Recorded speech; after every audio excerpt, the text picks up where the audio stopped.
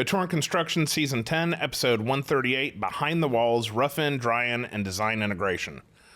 Welcome back to Couture Construction. I'm your host, Andrew Denny, and you're listening to Season 10, The Build Revisited, a design journey from land to legacy.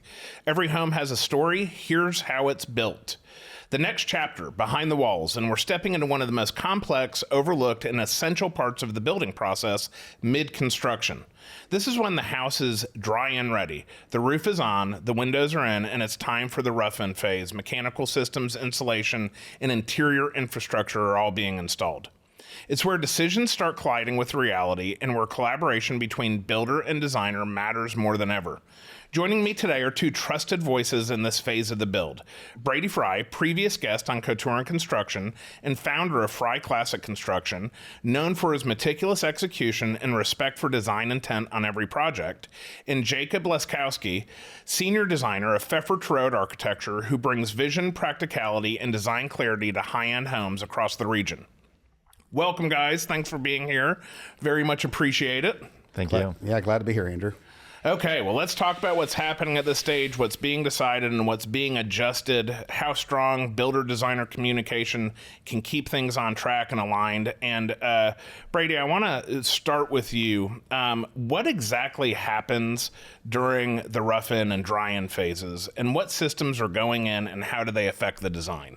Yeah, so at the rough-in stages, we're bringing all what we call in the industry the MEP, mechanical, electrical, and plumbing. And so, all the services that make your house comfortable, provide you indoor plumbing, electricity, and light. And so that's the phase of the rough-in. And so, like every phase of the build process, we want all of that to be done with intentionality and coordination with the architect and the designers. And so, depending on what type of projects, our projects, that would be in conjunction with, the furniture plan. We don't just want to put, we obviously want to put our, air returns and our air supplies and areas that service the house and make the temperature comfortable. But we also want to do it in light of what's if we're working with Pfeffer Road and Jacob on the interiors, what do they have planned? We don't want to put, something where it would sit under the leg of a piece of furniture or below the curtains, so we're trying to think about what the end in mind is, being really intentional from the very beginning. So we're not solving a problem after the house is furnished, that we're thinking about that on the front end and coordinating with the design team to make sure that those are impeccably installed. So we do want to start with the end in mind, but the other thing that we really try to do in that mechanical process, most of the mechanical systems aren't seen. They're behind the drywall. You don't see the ductwork, you don't see the plumbing, but also we want to set the stage that we're going to do everything very, very, like I said, intentional with precision. And we want everything to look like, again, it's very thoughtful. We don't want sloppy work. Again, just because something's covered up isn't an excuse to do something in a sloppy manner. So, we expect all of our plumbing supplies to be parallel, nice rough ends where you have your hot and cold water supplies. They're the same height off the floor. They're equidistant from the drain for the plumbing. So we just want at every level of that process, it's just to be impeccably installed and set, kind of that standard that we're going to expect everything to be, precisely installed, even if it's getting covered up with drywall. And I like that. And that's just a little listener tip. If you're touring a home and if you're looking at build quality, those are the little things you can look at to understand what the intentionality is behind the build. So Jacob, I want to switch to you. So this process starts long before the build actually happens. Walk us through how you and your team would plan for this eventuality, and what is the process for that? We try to schedule out all of our design in phases that let us kind of align with phases of construction. So a lot of times the information that Brady and his team need ahead of time is things that we can structure and make decisions on and get client approval on first. So plumbing fixtures. Before Brady can do a rough-in of where that plumbing fixture goes, he has to know what type it is. He has to know where the valve is going. He has to know if it's deck mounted, if it's going in wall, things like that. So we structure and base our schedules and our design process on information that we need first, so we can aid build. And then also, kind of how Brady was saying, furniture plans are something that we get into very, very early on, whether we know the exact piece, probably not until later and like construction is kind of started. But we'll know roughly where everything is going to help deal with drapery, where light switches are going, if you have a return vent in the wrong spot, a supply in the wrong spot. So we try to structure decisions that are necessary to get construction started earlier, in terms of materiality, tile, those types of things. And then we'll move into furniture and get this kind of soft goods towards the end. Sure. But very much so, I think we at Pfefferton Road pre-plan a lot. And a lot of times our goal is that like when Brady gets a set and is doing construction, everything is selected. We're not like making on-site decisions about like what fixture is going where, what tile is going where. There are times where materials change on site due revisions. to availability, lead times, someone bought all of the wood, things like that, where we do make updates. But our goal is that when we turn over a construction set, it's complete and things are not changing. Well, and I think that's, again, kind of a listener tip here, because it seems like this stage, if it's not incredibly well planned, could really undermine the process and the timeline if it hasn't been thought out. So, Brady, if you don't have this information, you can't dispatch the work because you're stuck, right? Right. Yeah, that's true. But what we try to do to mitigate that, and we work with Pfefferton Road all the time. I think we've got probably 5 projects either wrapping up or in some phase of construction with them right now. So particularly with their team, we work together all the time. And what we have is, everyone wants to talk about the master bathroom and the kitchen. Those are obviously some of the most enjoyed spaces in the house. But there are other things that we need earlier in that process. Excuse me. So my team has that divided into very specific selection sets. And we're going, hey, I know you want to talk about this, but in order for this house to stay on budget and on schedule, this needs to be our priority right now. And so there's kind of constant communication, back and forth between, the design teams we're working with on that. And, one thing I want to mention, I think sometimes, when you're selecting a design build team, some people are confused even to like, what should I expect? And, even like the range of fees and those sorts of things. And one of the things in planning these houses, particularly the very high end stuff that we collaborate on with Pfefferton Road is, you're getting much more developed plans, where you might see in a builder set of plans, floor plans, 7 pages. 7 pages. Yeah. Our plans might be 100 pages. Yeah. It's like a commercial. It's like a commercial set. Yeah. So we're getting, and particularly with a lot more emphasis on sections and elevations. I mean, almost every wall in some of these sets has an elevation. And so, when we get that set, in order to get at that vision, we need to know where the center line is of that sink, not just that it hits in the cabinet. And so, we're kind of building it on a blank canvas. But if we have that information and we know what the center line is, okay, we can establish that. We can get our plumbing in the right spot. If we know the height on our sconces and the mirror has already been kind of blocked out, so we don't put any obstructions in terms of putting electrical outlet for, where it would interfere with the mirror, then you can put things in as they occur in the building process, and at the very end, you get that nice execution from the beginning, even though you might have gotten, you're utilizing one piece of that information because that whole assembly and that whole elevation's been coordinated together, versus what you do and the alternative when you're not getting those very well developed plans and schedules is you're just reconciling all of the lack of coordination at the end. So at the end, you're having to cut drywall and move a plug over to get it out of the, the footprint of your mirror, or, you're leaving a lot to chance. Yeah, you're leaving a lot to chance. You're leaving it up to really somebody else to make really the easiest way is there's not a clear expectation. So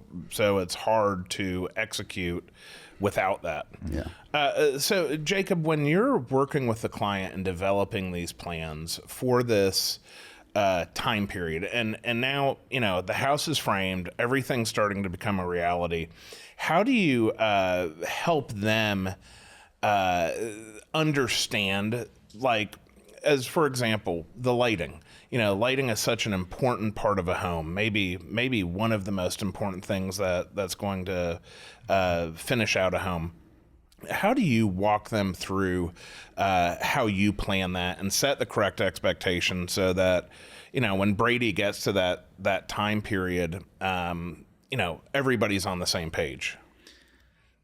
I think that is a difficult one. Also, simply in the build, when we're at rough-in for lighting, most of the time the windows are still covered up with their protective covering. So your client is walking in and it's dark, and no one likes a dark house, but they're missing the natural light that will come in during the day. So I feel like that's always something that we're mitigating, is being like, it will be brighter and lighter when the window covering comes off. Things won't be this dark. Also, when you get in your kind of architectural lighting, that will help. We work with a couple of really good integrators here that help us through that kind of earlier design phase to lay out the appropriate lighting. Sometimes we have clients that want no architectural downlight cam lighting, or very, very few. Sometimes people want a lot. So we kind of rely on these vendors and these reps of ours to help perform diagnostics to show the final lighting output that you'll get. And from being in design for a long time and doing lighting plans, we have a general sense of what is too much lighting, what is too little. So very early on in the drawings, we'll start to show where we believe can lighting should be, what we want to highlight in terms of art, where we think decorative lighting is, and then we'll rely on those other professionals to help confirm those placements in those locations. And then a lot of the time it comes down to also how the client wants to control their fixtures. There's some really, really intense systems out there, and then there's just simple toggles and Switches.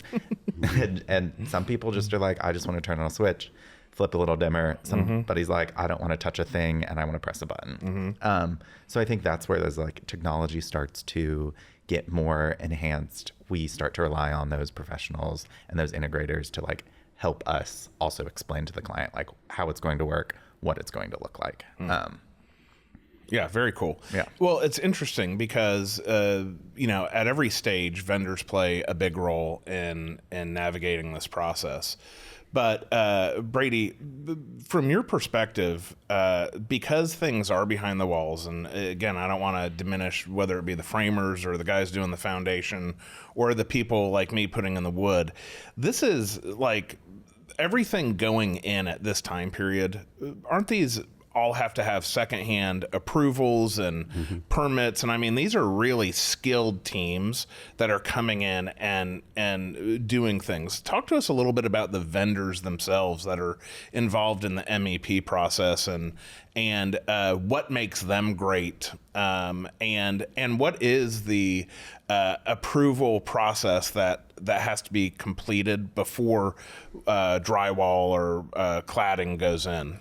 Well, just the I've been building for about 25 years, and just in every product category, the availability, just the broad product spectrum is just crazy. I mean, on every level, there's just been so much innovation. Certainly in MEP. I mean, even taking your business, when I started hardwood, and when I started building, everything was site finished. What color of Minwax stain do you want? Here are your everybody six picks choices. early American or walnut. So you're basically down. They got 10 finishes, and everybody picks one of these two, and you want semi gloss or matte. Well, now I mean, again, the width, the texture, the color, everything. The color, the length. I mean, everything's an option, and we've seen that happen all over the spectrum. Again, even in our MEP. And so, what you're looking for your vendor. I mean, obviously, you want to be informed on what's new in your industry. I mean, I've got great relationships with all of my vendors. I mean, most of them I see, casually. We have lunch, enjoy each other. I mean, that's a great part. When you have vendors that not only perform for you but that you like. They're keeping us. Kind of up to date on, hey, this is what's new in plumbing, or this is what's new in electrical, or this is a new mandate that's coming down. Hey, there's a new efficiency standard that's going to change the pricing on things. So you're being prepared from that. One of the big things is we like knowing in terms of cost, when you're talking about like particularly with these lighting brands, and it's one of the things about working on these big projects and having a lot of reps working on these big projects, even one of the big things is, and it makes these projects go better, is understand, based on the budget of a house or kind of even in a range of houses. I mean, most of these houses that are getting $10+ million homes, there is, in addition to decorative lighting that will be selected by the interior designer, there is a lot of times a lighting consultant who's coming in and doing a sophisticated, not just doing a photometric on like how much light do we need in this space, but just very precise, trying to create, certain moods, atmospheres, support particular tasks. And so, if you haven't worked on a project of that scope, like you might not know how quickly like this can get into the hundreds of thousands of dollars. And what's really important, and why again I think that working with an experienced design and build team is a lot of those things are kind of being factored in the budget. And so we might not know, what lighting, or we'll have some pre-interview and talking about, hey, how important is lighting control to you, or in terms of a plumbing fixture, is this something that's going to be,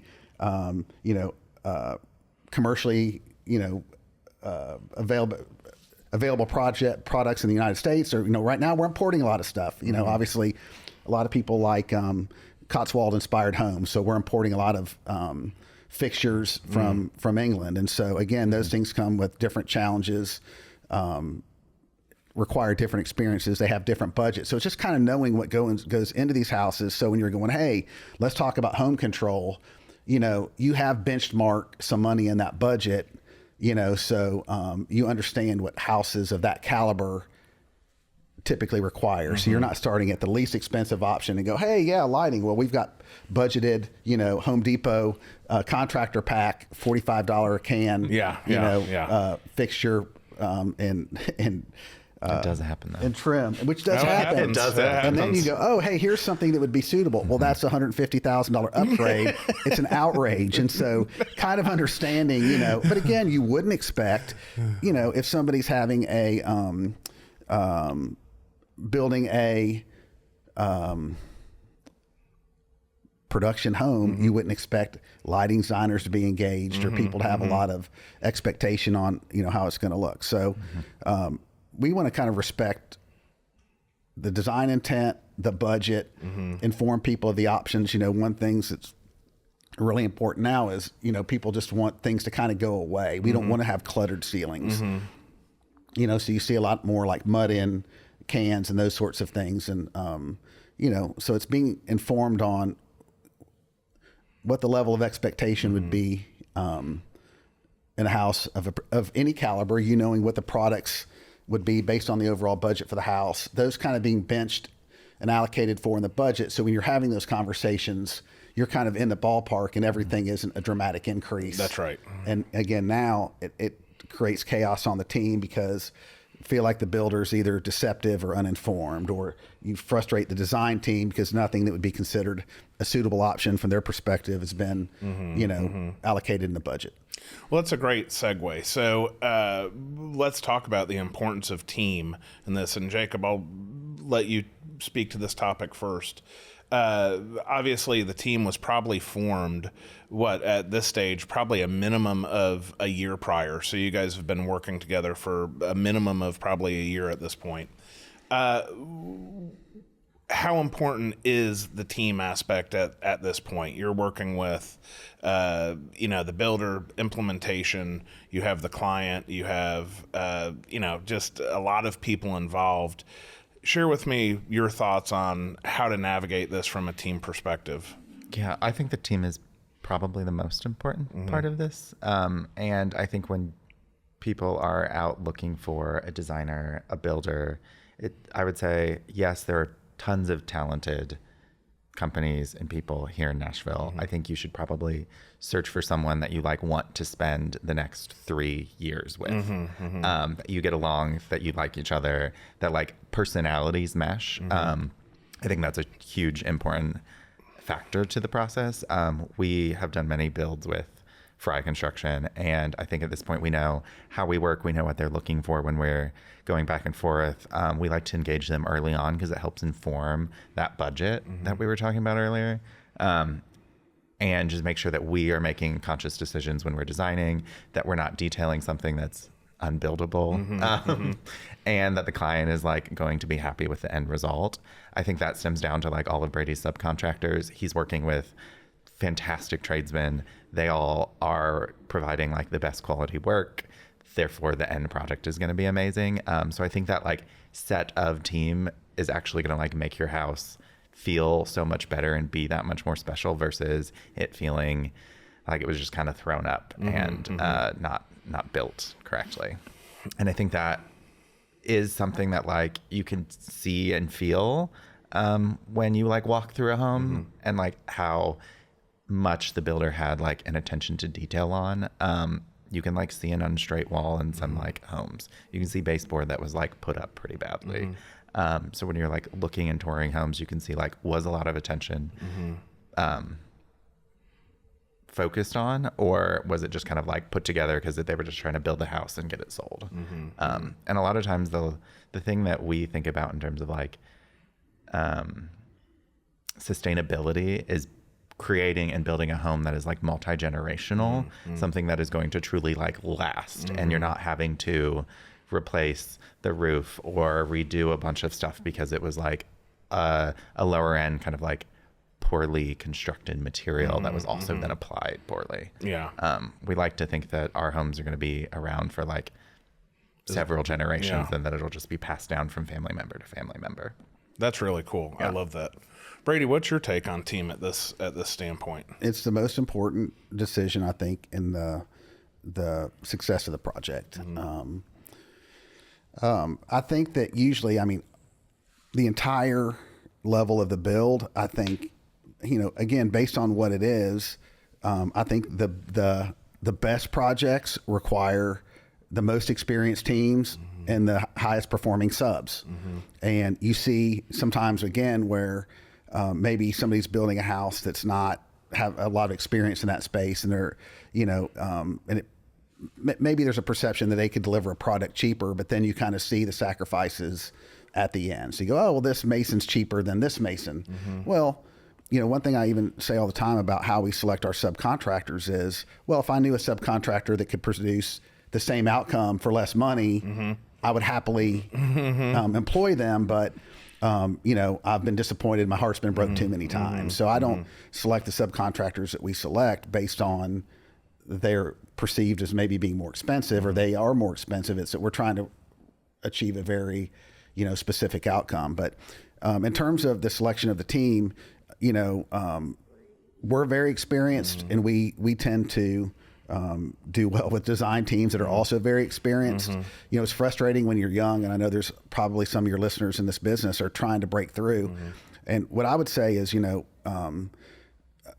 build your team and, you know, kind of build your resources. Maybe instead of trying to make relationships with the people that have been at the top of your market the last 20 years, if you're young, you know, build your design teams and build your relationships with the people that are going to be big over the next 20 years. The next 20 years, yeah. And so, I mean, that way everybody's scaling at the same speed. You're kind of scaling together. And I say it all the time. I mean, particularly, we work with a lot of great architect firms, but the growth of my business and the growth of Pfeffer to Road has been synonymous. I mean, we've in many ways built our best projects are our best projects. And so, you know, there were, it's fun. You know, there's a lot of joy in seeing, you know, people that you respect and like succeed and doing it together. But, you know, you build it together, and there's a lot of joy when you get that first big project and you're so eager and you're trying to get your, you know, go, man, let's just hit this one out of the park and hopefully give us the opportunity for the next one. And so it's hard. If you don't have the right people, it's really hard to execute that. And there's all of it. You have, you know, obviously the experience, you know, can this person do the job? Again, there's a lot of interpersonal. Can you work with them? I mean, the number one thing, this is back to homeowners engaging builders and design people, is you shouldn't have to there shouldn't be anybody that's so talented that you should have to hold your nose to work with them. Yeah. And so it should be a joy. These long processes that are probably 3 years by the time you factor in a year of design, 24 months of build. It should be a pleasure. And at the end, we should be popping the cork on the champagne, not celebrating. Hopefully I don't have to see these people anymore. And I think, unfortunately, that becomes kind of the norm is, well, I like the house, but hopefully I don't have to see these humans, versus it should be a joy. Now, these projects go long. I think at the end of a project, everybody's ready for a little bit of a break. Homeowners are ready. Like, hey, man, it'd be great not to be getting an invoice every time I receive an email. Or, but I think when they love their home, they know that you respected their money, that the work looks really outstanding. After 2 or 3 months, everybody's ready. Hey, man, come over. Let's have a drink. Let's sit by the pool. We're having a great time. And so that's always the goal that you kind of go into these projects hoping to achieve. Yeah, I love that. Well, and just to switch back, because I want to maybe switch gears to the client perspective, but you said something interesting. And one thing that I've learned in my career is expectation and cost are almost never in alignment, and they're not relative. So cost may change, but expectation remains. And it's that famous meme with the horse, drawn beautifully, and that's it. Yeah. And it's like, so for our listeners, if you do need to cut budget, you need to change your expectation like that, and you can get great results with lower priced materials and subcontractors. I'm not saying you can't, but temper your expectation accordingly. If we're looking at the $200,000 lighting package, there is a difference between that and the $80,000 lighting package.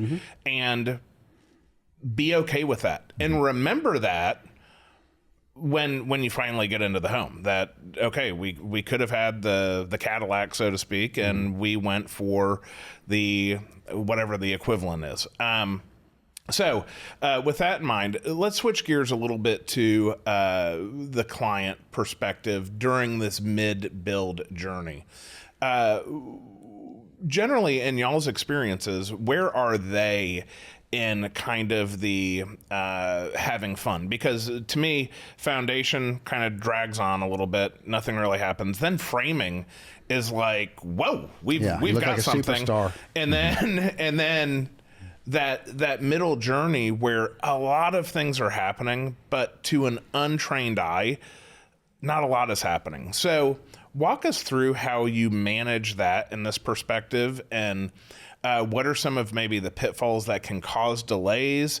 Where are some of the things that if somebody does want to feel like there's progress being made, they can go see that? We'd just love to kind of educate our listeners on how to prepare themselves for this aspect. I will say it is probably the most attractive. Sexy. Yeah, it's like not sexy. The framing goes up and I think everyone's like, oh cool, they're like standing in the space. They're understanding. We're going to be in 3 months. Yeah, they're understanding an enclosure, kind of. And then it just seems to be like that for a really, really long time. And I always tell them, I was like, it's going to be okay. We're going to get through it. This is like the back end. This is important. And then once drywall goes in, it's like, honestly, then you can come back. Otherwise, like us and the construction team are going to handle the rest. We know what we're doing. We like have planned for almost all of this already. And if we haven't, we'll solve it on site because of some material constraint or something like that. But then like once drywall goes in, I think it like, they start to see the progress. But it is a very long, unsexy process to like watch and to see.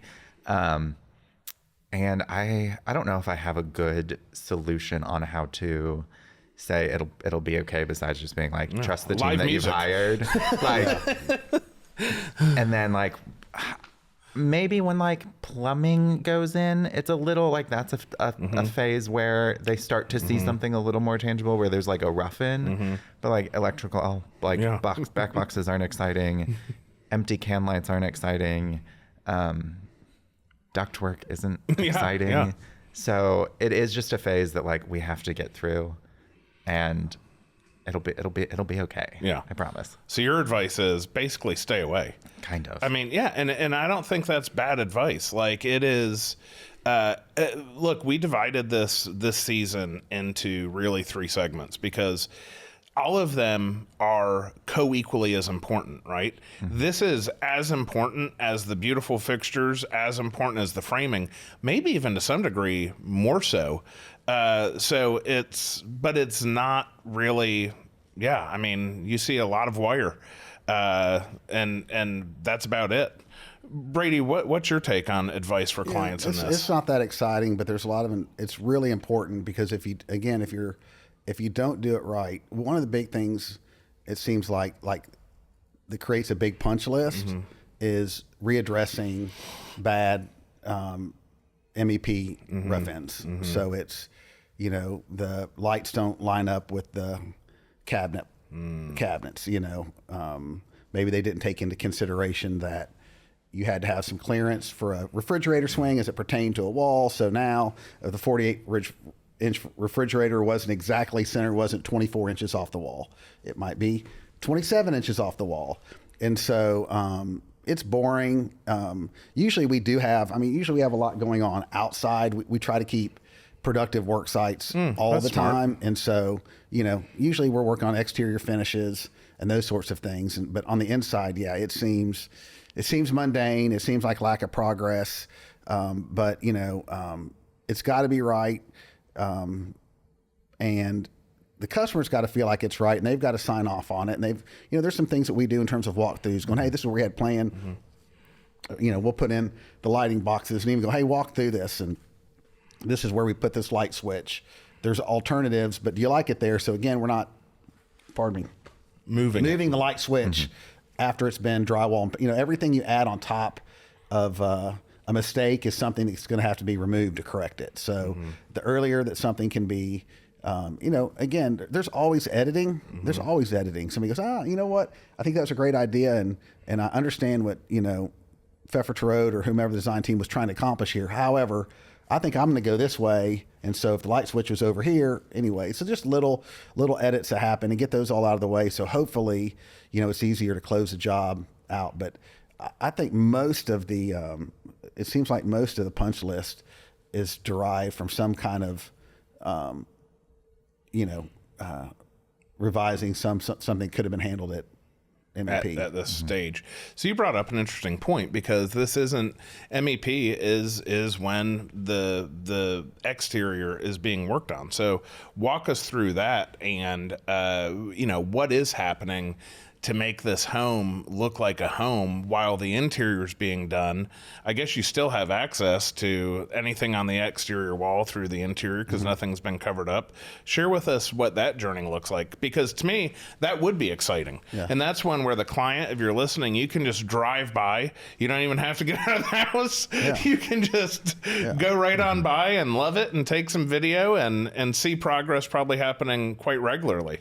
Well, there's a couple different considerations. I mean, always we're going to default to what's the highest and best process. Mm-hmm. So we're never going to default to a inferior process in order to keep our job just moving for that mm-hmm. sake. And mm-hmm. so sometimes we'll say, hey, this can't happen because there's a predecessor that hasn't been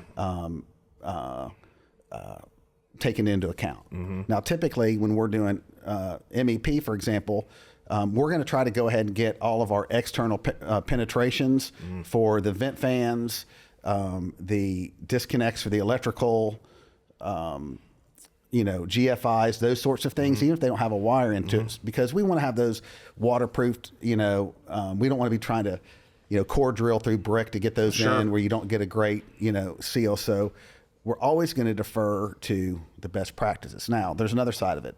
We're running businesses. Mm-hmm. So we have to produce a certain amount of money. We don't always do 1/24 of the build in a 12-month process, but these things do have to produce a certain amount of revenue to pay the overhead of the company, and also we have to produce a certain amount of if we're doing a $10 million job in 24 months, we got to divide that by 24 mm-hmm. and do something equivalent to that, or so for us, usually, we've gotten the penetrations, so we can go ahead with, the exterior stone, siding, brick, what have you, wall. So that's generally a lot more activity. So just the way that our construction calendar works, we're typically doing, exterior finish while, because the truth of the matter is there's not enough money in MEP to fund the company. You might spend, even on a $10 million project, on your rough end might be $200,000, $150,000. So it's not, you got to be productive in other manners just to, be just turning through the project in a reasonable amount of time. So when you all collaborate and you're driving this process, we're nearing the end of the stage of MEP. Jacob, I'd like you to kind of talk about what's going to cover now the walls, because, it used to be that, and still for the vast majority of projects, drywall. We're going to throw drywall up everywhere. What are you seeing now as the best and most popular finishes that we're going to cover up all of this? And now, to your point, we're going to get something that's a little bit more sexy. What are you seeing as the wall coverings? We see, like you said, a lot of drywall. And then also when drywall goes up, we see a lot of plywood, which then is going to indicate that we're going to do some type of wood paneling, planking, some type of extra trim or molding. It kind of varies. So a lot of times plaster now gets applied directly to the drywall instead of having a different substrate behind it. So you still get that like higher end finish of a plaster of a Roman clay or something else that you could just also paint. But in areas where we're going to do like a wood plank, Brady's team will put in full sheets of plywood to allow that plank to be applied to it. Okay. In lieu of just running a furring strip or putting it on top of the drywall. So that finish information is like also super important during framing, because it will change wall thicknesses. Because instead of a drywall and a plank being flushed together, you now have plywood on top. So there's like a corner condition that needs to be dealt with.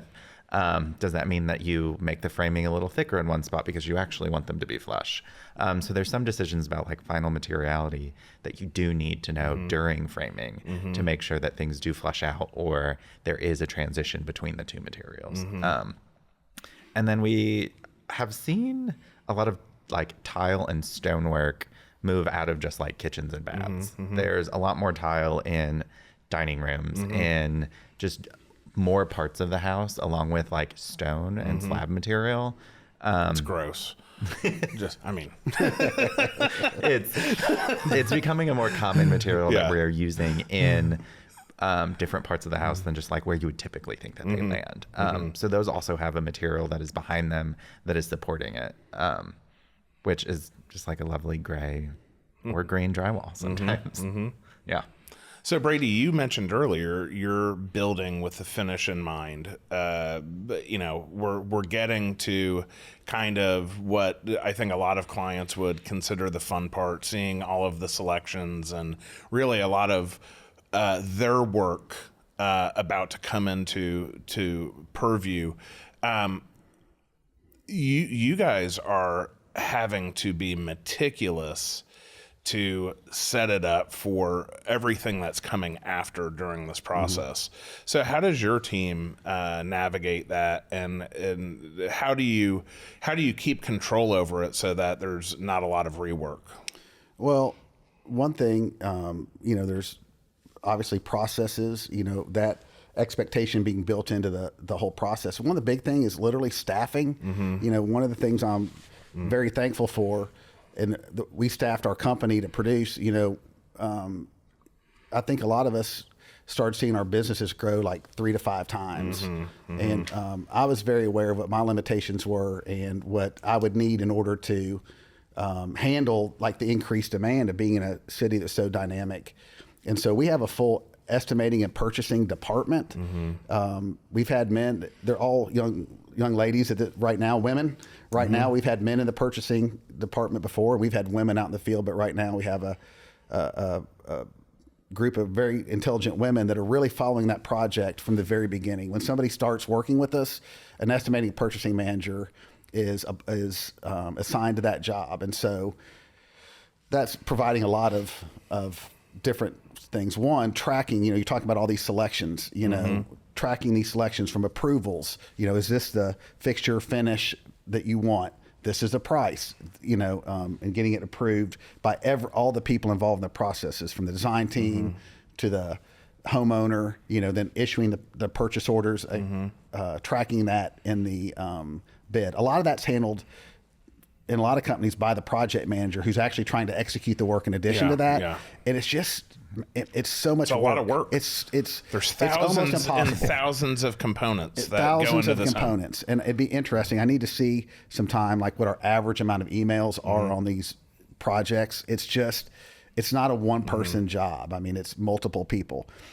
So also, in addition to just, again, the budgeting, the issuing of the POs, we're talking about lighting and just the broad spectrum of choices there used to be a couple of different back plates for lights. Now there are infinite back plates for lights. So now imagine, those are going to require, even at the beginning, a different rough end box because, you have to have, some of these back plates are very, very small. So if you have a traditional 3.5 inch, rough end box, it doesn't work. It doesn't cover. Yeah. And so that's going to have to be communicated at the very beginning, so we get not only the right location, the appropriate rough end. And again, some of these homes are hundreds of fixtures. So there's just an extra layer of rigor that goes in, and sometimes there's mistakes. So now, again, you're even talking about, as we progress to the finished wall finishes. Well, when we're talking about Roman clays, Venetian plasters, planked wood, if that rough end box is wrong, now the time and expense required to remedy that is just significant. Exponential. It's significant. Yeah, and involves 5, 6, 7 different trades. All have different lead times, and none of them by Murphy's Law will ever line up. And so now something, I mean, it is rigorous to get it right the first time, but it's even, I mean, the effort to try to get the electrician, then you got to do a plaster, a drywall repair, a plaster repair. And now, depending on the wall, you might have to finish the whole wall because you can't just have. So the stakes, again, on these higher homes specifically, are really getting dramatically higher. And you have to have just an extra level of, preparedness and process to make sure that, hey, unless we want to spend, thousands of dollars replastering that wall, we better make sure that light is precisely located with the appropriate rough end box. And, because it's just a lot bigger setback if there's a mistake. Yeah. Fun in the sun. Okay. Well, this has been fascinating. I have one more question for y'all before we get to rapid fire.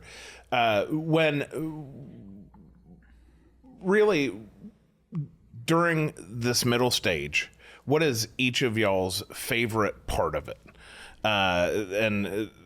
What are you, plumbing geeks? Are you HVAC nerds? What do you really like to see, and where do you like to see the design and execution kind of pan out the way you dreamed? Well, for me, I love it all, so I'm not trying to take a pass, but I love adding a little extra layer of thoughtfulness to everything. We have standards, and again, we'll always defer because sometimes we'll have a standard and the design team will spec something different than what our standard is. But we've all been in a hotel or stayed at someone's home, and you go in the bathroom and try to find the light switch, and you're in there kind of walking, you're like, I don't, and it's behind a door, it's 18 inches down the wall. So, we have a standard. We want that light switch 3 inches from the door casing. Well, to know that, you got to know what the door casing is. And so I just like it when I see intentionality brought to everything. And I'm very frustrated I hate it when you're looking up a gorgeous staircase. You look up at the top of the staircase, what do you see? A smoke detector. I mean, nothing is more frustrating. And so, again, I go, hey, electrician, man, if we could move that smoke detector like 6 inches around that corner, nobody would even know it's there. Oh, yeah, fine. And so I just but you know what? somebody's not going to walk through a house and go, man, you know what? I wasn't ever looking at a smoke detector or, the worst. I've gotten frustrated. Wireless access points. Now people needing to broadcast, Wi-Fi. And I'm like, hey, let's put this somewhere where nobody knows it's there. But sometimes you don't know what you don't see. You only know it when it's unsightly. So if somebody walks through a house and doesn't see anything that's unsightly, they might not go, wow, you put a lot of thought into making sure that I didn't see any wireless access points, or I didn't see any smoke detectors in beautiful spaces, or it was how much effort it takes to put the light switch exactly where you expect it to be. How many times have you been in somewhere where it's not? Or in some they'll put it behind a door, but it's like, well, we don't have the time or the money to revisit that, so I guess somebody's going to have to figure it out. Figure it out. Hope they like the that's dark. what I like. I just like it. It goes unnoticed when it's working right. It only is really noticed when it's done that's poorly. the whole problem with the world. is that we don't appreciate when it's done right. We only notice when when it's not. And even with what you're saying, there's a lot of those that are just subjective, but it's a big thing. It's, I share with my clients, I'm like, the only guarantee I will make you is that the board you hate the most, we will put in the most high visible area on your entire. We have 25,000 planks that are going to be installed. The one you absolutely hate, I guarantee you will be in front of your refrigerator so that you can look at it every single day. And it's completely subjective because some people would love the character of that board. Right. But it's really interesting. Jacob, what's your favorite part of this process? I don't think I geek out on like any specific MEP related thing, but I do geek out on like alignments of them all. Okay. So it's like, because you're getting rough ends, you're not really seeing the like fantastic plumbing fixture that we've selected, which is actually like my favorite part is when we get past the drywall. But you see how things are aligning with each other. A lot of times I like to align the light switch and the outlet on top of each other next to a door. And when they're like slightly off, you notice it. Well, and that could be unsightly, right? I Yes. mean, if somebody was sitting there reading a book or a guest and, it's like, I wonder why. So it's like you can start to pick up on alignments of things or like where lighting junction boxes are when you're walking down a hallway. You're like seeing that they're in the center of the hallway. So things like, I would say alignments. Oh, very cool. Okay, I lied. I have one other final question, and I'm actually going to ask for a confirmation, not even anything more. If I was to summarize the roles that each of you all play in this part of the process, would it be fair to characterize you as planning and you as execution? Is that kind of, if we had to boil it all down, would that be a fair summary of the design and then the build at this point? Yes. Okay. Yeah. Cool. Okay. Well, now we're on to some rapid fire questions. And Brady, I'll start with you. What's your go-to summer weekend activity? Lake, Timms Ford. Oh, nice. We have a place at Timms Ford, and we love to go down there and relax, enjoy the lake life. It's an hour and a half away. It feels 1,000 miles away, and it's just fun to get out there, hang out with family and friends, and wake surf. Does it get, do you have Wi-Fi or cell phone reception there? I do. We didn't, for the first 5 or 6 years we were there, we didn't have Wi-Fi. Our kids were younger, and we didn't want them to be on social media all day, and so we didn't. But now that our kids are a little bit older, we actually do have it. Oh, so. nice. Jacob, what's your go-to summer weekend activity? Probably like hanging out in the backyard, grilling out, or like a dinner plan. Yeah, nice. I love it. Okay, Jacob, we'll go with you. One thing you never travel without, excluding phone. I would say my AirPod Maxes. Noise canceling headphones are a requirement. Okay, Yeah. I like that. That's a good one. Brady, what's one thing you never travel without? Well, I love my little clip that I can put my phone, attach it to my tray table on the plane. Oh, nice. So I can watch my movies without sitting there. Yeah. Oh, I like that. That's a nice smart. little Those are accessory. both good answers. Actually, in this series, probably the best answers so far. Design taste. Jacob, back to you. Neutral or bold? I would say I land in the neutral category, but I will classify like desaturated colors as neutrals. So like steel blue is a neutral. Okay, yeah. Yes. I'm a big believer. Everything's neutral. I have a saying, pretty plus pretty equals pretty. So it's, Brady, are you neutral or bold? I think neutral. I mean, I love architecture and design, and when I see people take a big swing, I really appreciate it. But if I was doing something that I would enjoy, then it's usually something a little more neutral. Okay, cool. Okay, final one. Brady, I'll start with you. Your dream backyard, pool, garden, kitchen, what does it look like? Wow. I think I'm going to pass on the pool. I think I put pools. We put in a lot of pools, and people really enjoy them. I'd probably want more. I want a place to play some cornhole, grill out, gather and talk. I'm usually about hanging out with friends, and so I just love a comfortable place to, kick back and hang out and talk. Okay, that's what I like to do. Love it, Jacob. I would say pool with like some sort of like extra outdoor bar structure. Yeah, there you go. Well, both of these backyards sound great. Sound fantastic. Well, gentlemen, really appreciate you joining us today. Thank you so much for being part of the series. It's always a pleasure to spend time with either of you, so thank you a bunch. This phase of the build may not be as glamorous as finishes and furniture, but it's where the magic really starts to happen. It's where system, structure, and intent all come together to make the home work beautifully for years to come. Communication between designer and builder is critical at this stage. The rough-in stage reveals things plans always can't predict. Flexibility, collaboration, and attention to detail make this stage one of the most impactful in the whole build journey. In our next episode, we take a more personal turn and revisit one of our most listened to stories. Join us as we reconnect with the Fowler family and their designer, Lori Pranjape, for a behind-the-scenes look at the design details that made their dream home feel like theirs. From splurges to surprises, this episode is all about personalization and what makes a house feel like a home.